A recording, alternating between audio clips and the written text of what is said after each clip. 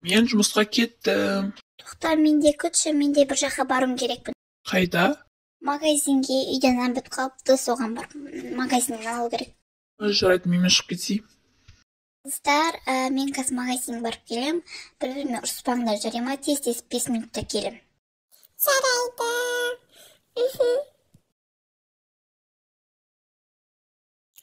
Бұл менің ойыншығым, ой, сен неге оны алып ойнап отырсың, бұл менікі алып кел. Енді алушы болма. Бұл екеуміздің ойыншығымыз ғой? Жоқ, ол тек менің ойыншығым, тек менікі.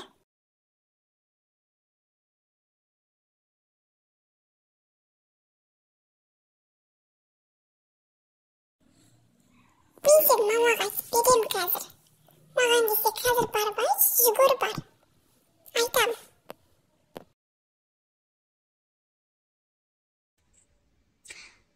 Алия, Сания қайда?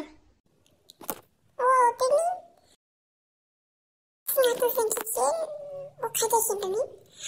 Ол мен артынан келген жоқ. Ол қайда кетуі мүмкін? Білмейм, бағана сізге барам деп айтты. Не үшін ол ойдан шығып кетті, бірнәрсе алмақшы болды ма? Жоқ, бағана екеуміз моншынға таластық, и ол жылап кетіп қалды. Сания жоқ. Тоқташ, ана жерде бала жылап отыр ғой. Иә. Не болғанын сұрайық барып. Балақай, саған не болды? Неге жылап отырсың? Мен мамам таппай отырмын.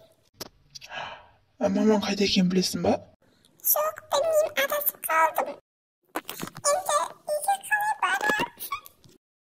Балақай, атың кім? Менің атым Сания.